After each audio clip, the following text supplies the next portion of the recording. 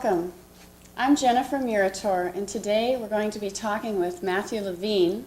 He's visiting us from Southern California, and for the last 2 months he's been travel teaching for the Baha'i faith throughout the western states. Matthew, where were you before you came here to Modesto? Right before Modesto was Placerville. Was that? No, it was Ceres and Placerville before that, and Red Bluff before that, and on and on and on. This is about my 16th stop, 14th, 15th, 16th stop.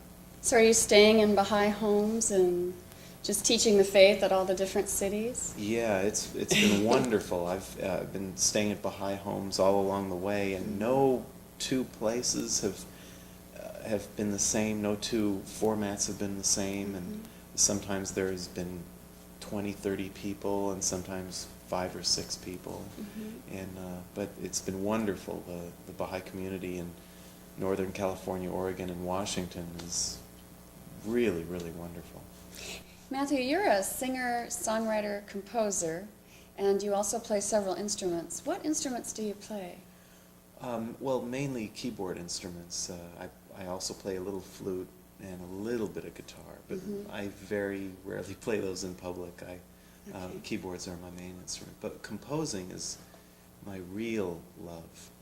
Songwriting, composing, that kind of thing. Well, back to some of your travel teaching experiences. Do you find that, as you were talking about the way of life that people are seeing swept away, do you think that the people you have been meeting and talking to on your travel teaching trip have been attracted to the fact that while they're seeing the old world order, as we call it in the Baha'i faith, being rolled up and a new one laid out in its stead, which is the New World Order of Baha'u'llah, do you think people are anxious to talk with you and drawn to the teachings of Baha'u'llah now because they see something being built when so many things that they've trusted and leaned on in the past are falling apart? Because I know myself, I'm finding a lot of people much more receptive at this time. Very much so. People, I come from LA where people are, I mean, if you bring up religion, that's a taboo subject. People just aren't really interested in that. But I found everyone that I talked to about the Baha'i faith that were not Baha'is were very open and would ask questions and would never shut the door. And it was very amazing. I felt like I was in another country. And it's a wonderful feeling. I guess people are more interested in spiritual things in life because they see their whole world crumbling before them, and they realize the things that they really did depend on, their family, their job, their car, their house, that all that is being swept away, and they have nothing to hold on to. And people, when they don't have something they can depend on, tend to search with a more sincere heart and don't shut doors of opportunity before them.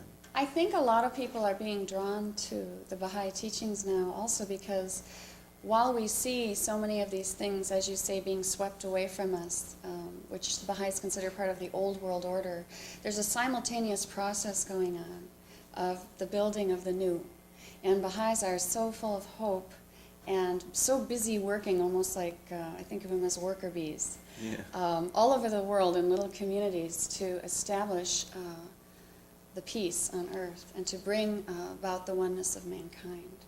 And so I think that if you're going to all these communities, you're probably finding people attracted to this hopefulness and this mission of building the New World Order and sacrificing your time, full time during the holy year, to take Baha'u'llah's message.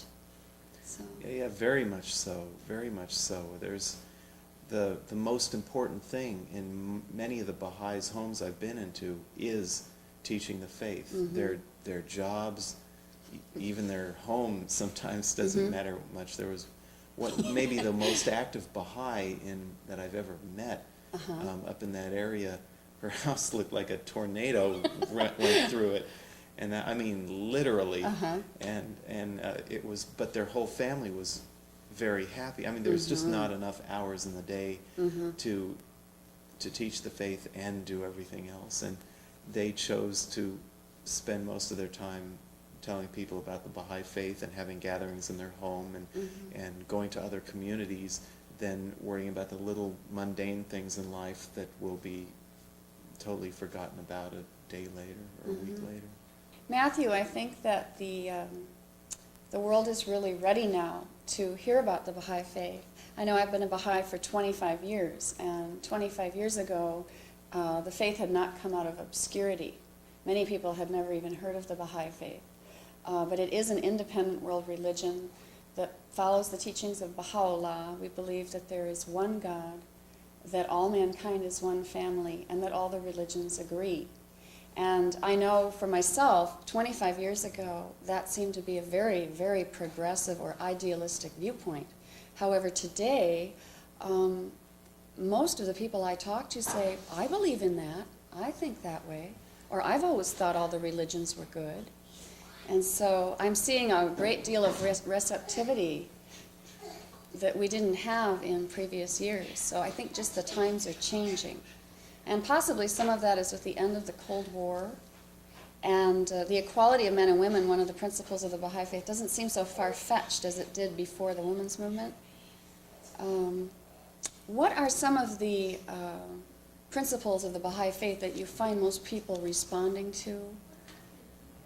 Oh boy, there's the Baha'i faith is so comprehensive and deep, but very simple at the same time. We believe in the oneness of religions, the oneness of mankind, the equality of men and women, the unity of science and religion, the need for a world auxiliary language.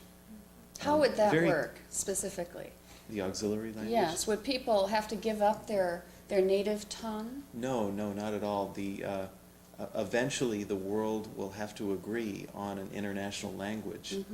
And once that is agreed upon, whatever language that is, although some of us have kind of an idea, but we won't really know till we all decide. Right. Then all the schools around the world will teach that religion in addition, that language in addition to their native tongue. So they'll have their native tongue as well as the universal language. So then when we go over to Europe to visit, we don't have to buy those little books that try to teach us It will solve Italian in 1 week or something. We could actually speak to people and be friendly. Right. Exactly. It'll save a lot of time, a lot of money, a lot of hardship if we could communicate with anybody on the face of the earth without having to spend months or years learning another language. I heard a very good example of the confusion of having translators help us to communicate with one another. A fellow Baha'i was telling me that, I think it was going from English to Russian, the Americans said, well, out of sight, out of mind, which is a very common expression in English. And it was translated to Russian as, blind people are crazy.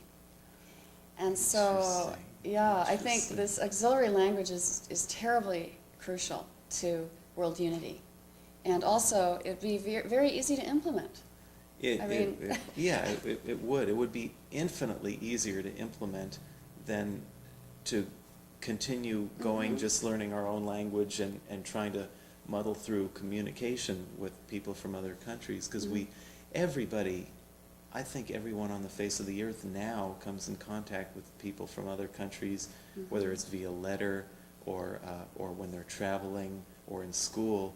And it would really be nice to communicate with anybody. Another really unique concept in the Baha'i faith, it's called unity in diversity. And again, I would like this explained to people that haven't heard of it before, because sometimes we're afraid that America is going to be this melting pot and everybody's going to have to give up their culture or give up their language and become so-called Americanized.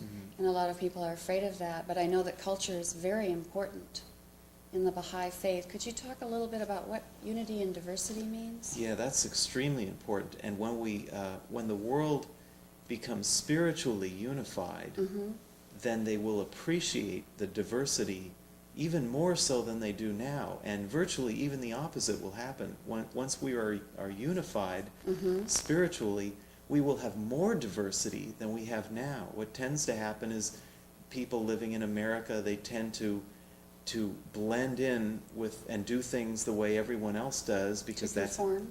to conform because they think, well, that's how you get ahead, that's how you're accepted. Right. And there's also a lot of political and social problems we have, and we encourage uniformity in this country. Whereas once we are spiritually unified, we will actually be encouraging diversity. So virtually the opposite of what people are really afraid of is what's going to happen once we are spiritually unified. And I'm really looking forward to that, because I myself have been an outcast in the music world because I didn't conform to what the publishers and record companies wanted. They wanted rap or heavy metal. If you didn't, really, seriously, I mean, if you didn't do rap or heavy metal, they didn't know how to market you.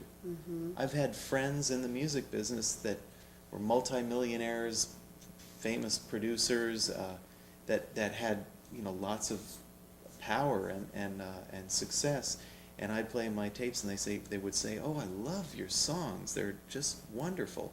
I don't know how to market you though. I don't know how we would make money. Tell me how."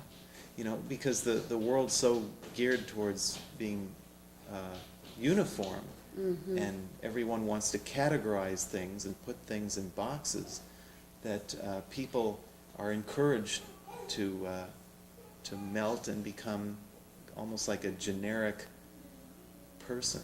Right. And there's no such thing as a generic person. Every person is a unique individual, unlike any other of the 5 billion people on Earth. And we should encourage the uniqueness of everybody. Yeah, that's excellent. That's a very good definition of unity That's and really diversity. close to my heart, from being told by my family, my teachers, my friends, just about everybody throughout my whole life, oh, if you want to get ahead, you've got to do this, you got to do this like these other people, because that's how they got ahead. Right. You know, and now I'm finding all the things I did on my own, the way I wanted to do, now people are appreciating that, and they're asking me for more, you know, because people are attracted to people who think for themselves and who do things because they believe in it, not because other people tell them what to do. And that's really crucial. In fact, that's one of the most important principles of the Baha'i faith, is the independent investigation of truth. Through that we will see through our own eyes and not through the eyes of others. We'll know of our own knowledge and not through the knowledge of our neighbor.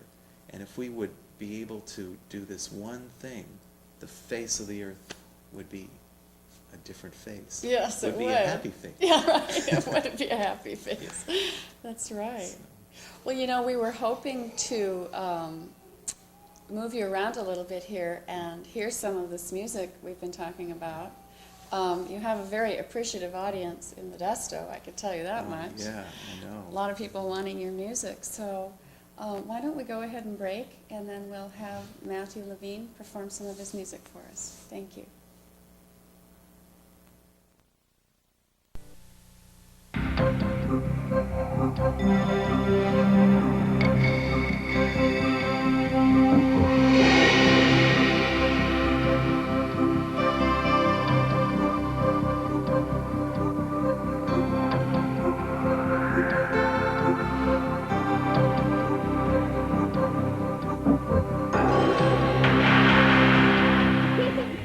For a free copy of the Bahai's magazine, call 800-22-UNITE. The magazine is filled with articles and photographs of Baha'is working to create a better world. Find out about this growing movement. The Bahai's magazine describes a community of people who are making a difference. Call now for your free copy, 800-22-UNITE, or visit the website at www.us.bahai.org. There's no obligation.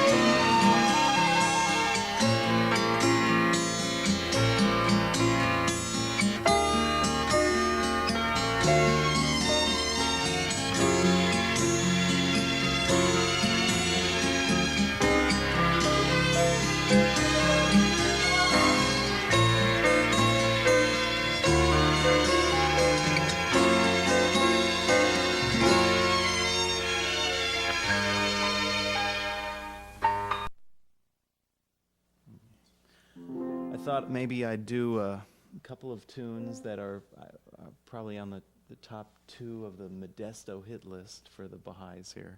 One of them is called House Divided. This piano is in perfect tune. Not. But that's okay. That's okay. You take what you can get, and this will do just perfectly. This is a song called No More Living in a House Divided, and it goes like this.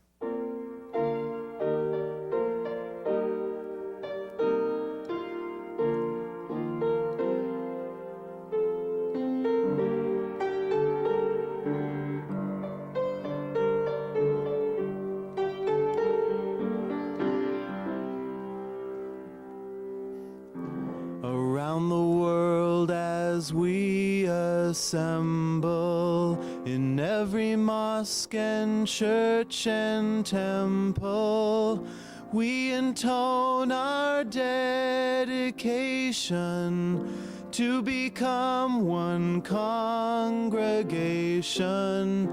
Now the Son of Truth has risen. We will break out of our prison. God of mercy, God of thunder, help us tear the walls asunder. No more living in a house divided, lost in the dead of night. As one people we must stand united, holding on to the light.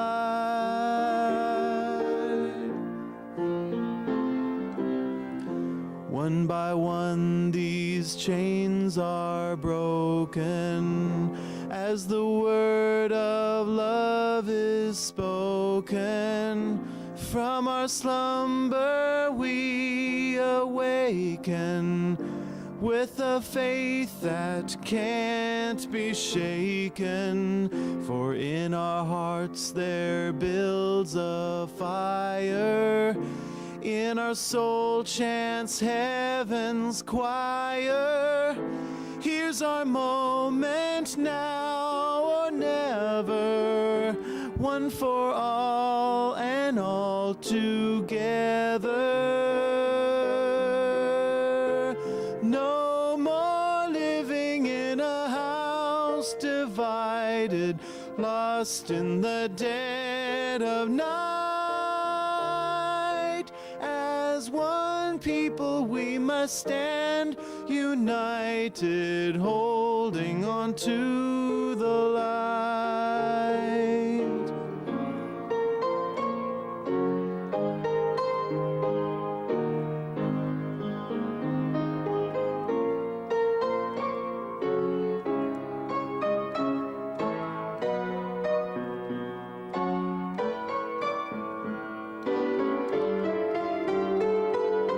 No more living in a house divided, lost in the dead of night. As one people we must stand united, holding on to the light.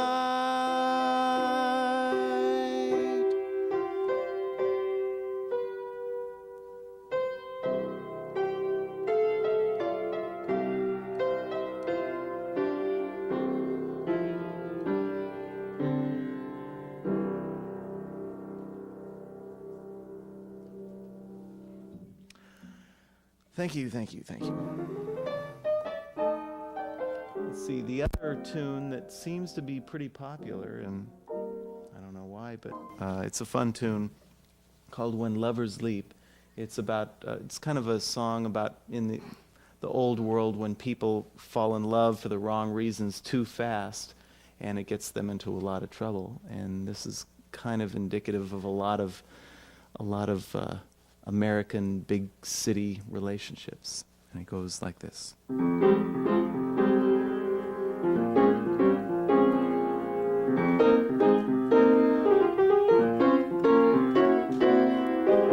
He crashed into her parked Mercedes.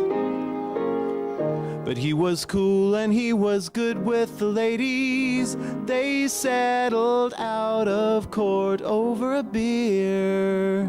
The case closed as she whispered. He whispered in her ear, and now they're headed for disaster. Their hearts keep beating ever faster. Around the bend, their future's lying in a heap. Love gets pretty steep when lovers leap.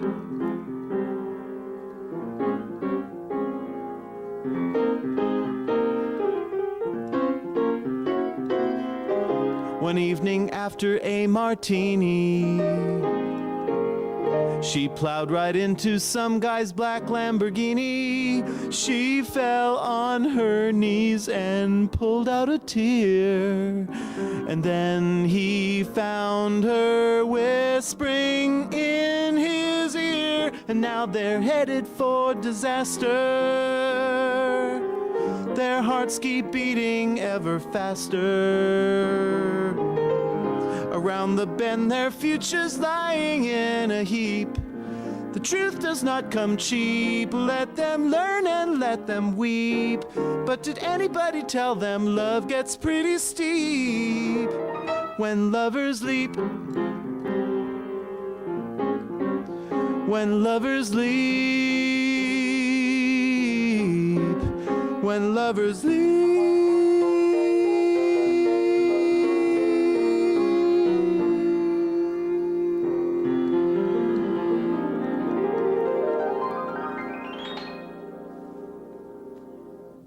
That's a slightly abbreviated version. But thank you very much for listening, and I hope you all check out the Baha'i Faith. Take your time. We're here to serve you, and thank you very much. We believe humanity can and will learn to live together. How will Baha'u'llah's teachings bring world peace? You know, the prophets of the Old Testament, they talked about a time when nation wouldn't lift up a sword against nation. We'd beat our weapons into plowshares and wouldn't go out for war anymore. All the peoples of the world have been waiting for a time when we'd have peace. This is what the teachings of Baha'u'llah are about. This is what he said, Jesse. We desire but the good of the world and happiness of the nations, that all nations should become one in faith, and all men as brothers. Yet so it shall be. These fruitless strifes, these ruinous wars shall pass away, and the most great peace shall come. Ponder in our hearts how we were all created from the same dust, the same dust. In searching we will find that the spirit of the age has come to find us, to find us. We are one. Flowers of one garden were one. The leaves of one tree. Let the walls come down and stand here together. We are one family. Well, thanks for helping us out today, Jesse. Sure. And if you'd like to know more about the Baha'i Faith, give us a call. We invite you to get to know us better. There's no obligation, and no donations are accepted.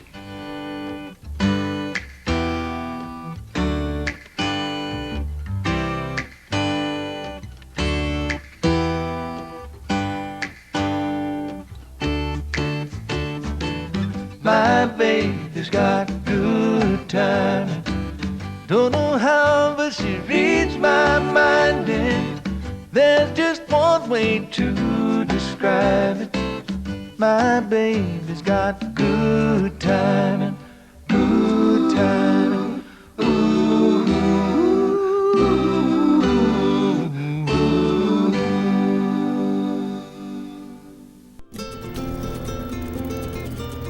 Thanks for watching Baha'i Lights. My name is Sam Bisarion. Please join us again on Baha'i Lights.